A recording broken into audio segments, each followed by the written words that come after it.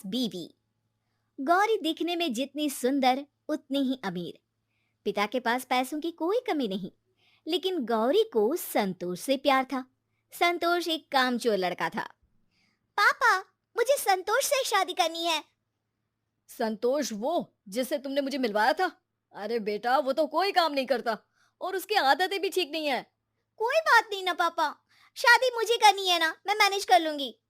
देखो गौरी, पाल पोस पढ़ा लिखा कर मैंने तुम्हें इसलिए नहीं बड़ा किया है कि तुम किसी ऐरे गहरे से शादी कर लो। अगर ऐसा करोगी तो मैं तुम्हें एक पैसा नहीं दूंगा और तुमसे सारे रिश्ते खत्म कर लूंगा। गौरी पिता की बात संतोष को बताती है। अरे गौरी देखो, माता पिता का साथ सबसे ज्यादा जरूरी है, तो तुम वही शादी कर लो जहां वो बोलते हैं। लेकिन मैं तुम्हारे बिना कैसे रहूंगी? हम शादी कर लेते हैं ना, बाद में तो सब मान ही जाएंगे। देखो, रह तो मैं भी नहीं पाऊंगा, लेकिन मैं नहीं चाहता कि अगर वो ना माने तो तुम जिंदगी भर परेशान रहो। खैर, गौरी की शादी विवेक से हो जाती है। सरल, सुंदर और मेहनती।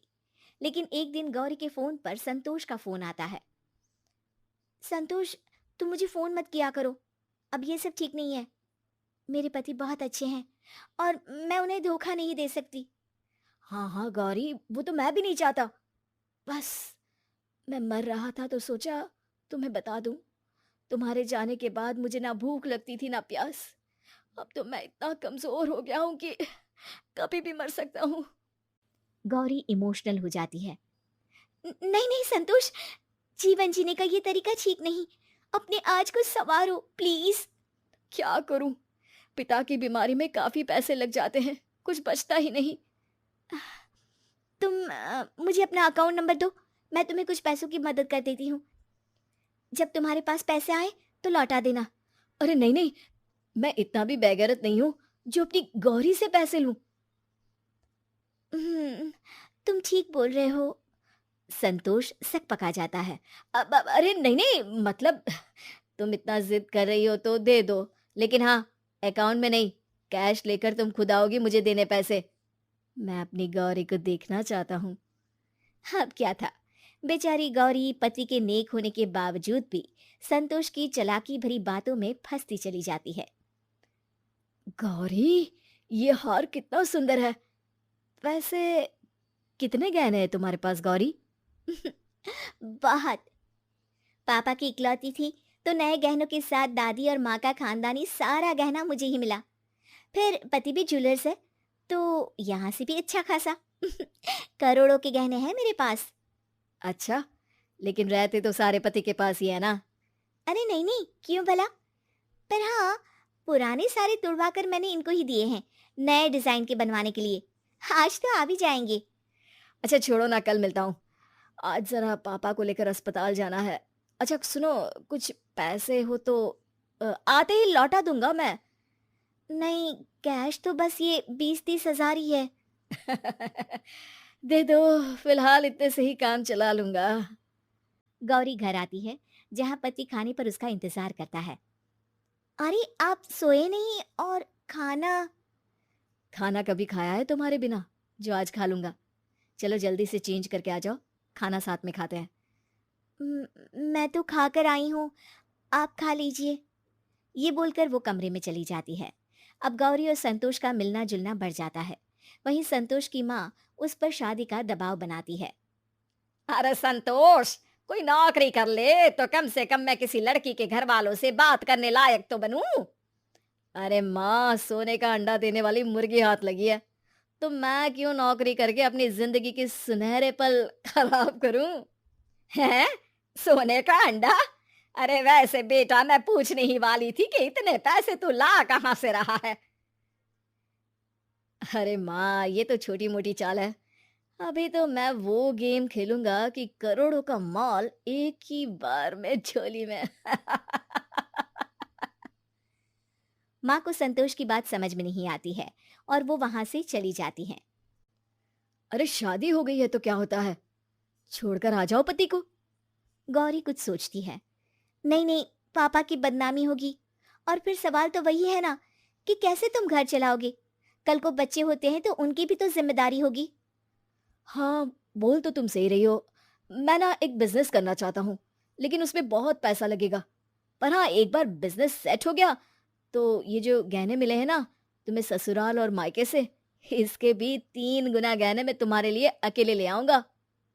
गौरी कुछ सोचती है।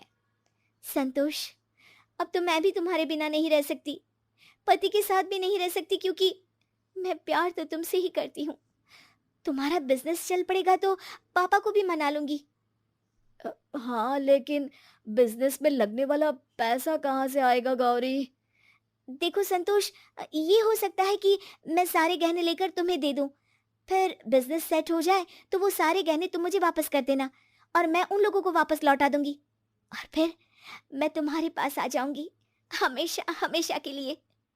संतोष को तो जैसे मन मांगी मुराद मिल गई हो। ठीक है गौरी, जैसा तुम सही समझो। लेकिन देखो, ये काम ना कल ही कर देना। मैं नहीं चाहता कि मैं तुमसे और दूर रहूं। प्लान के मुताबिक गौरी चोरी से सारे गहने संतोष को दे देती है। गौरी, मैं 2 महीने में काम सेट करके वापस आ जाऊंगा। गहने छुड़वा कर तुम उन लोगों को दे देना, फिर हम दोनों साथ रहेंगे। गौरी भी खुश हो जाती है। लेकिन 2, 3, 4, 5 महीनों के बाद 7, 8 महीने भी बीत जाते हैं, लेकिन संतोष तो वापस नहीं आता। गौरी समय के साथ परेशान सी रहने लगती है।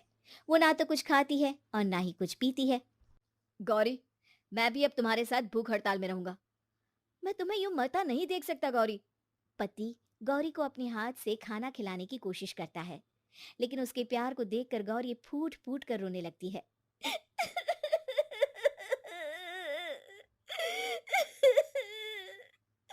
मुझे माफ कर दीजिए, मैं काफी शर्मिंदा हूँ।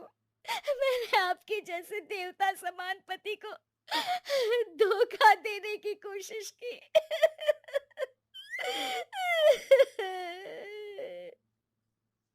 गौरी, मैं सब जानता हूँ। तुम्हें रोने की कोई जरूरत नहीं है। वो इंसान गलत था, ये तुम्हारे पिताजी ने मुझे पहले ही बता दिया था। बस मैं ये इंतजार कर रहा था कि तुम्हें समझ में आ जाए। तुम समझ गई हो। बस अब मुझे क्या चाहिए? लेकिन मैंने उस धोखेबाज आदमी को गहनों का पूरा बैग दे दिया था, जिसमें मेरे मायके और ससुराल के मिलाकर करोड़ों के गहने थे। तुम्हारा एक एक गहना मेरे पास रखा है। मैं समझ चुका था, इसलिए मैंने गहनों की डिजाइन भी बदल दी और तुम्हें नकली गहनों का बैग मैंने दे दिया। असली वाले तो मेरे पास है। और वो असली गहनों का बैग गौरी को दे देता है। गौरी खुश होकर पति के गले लग जाती है।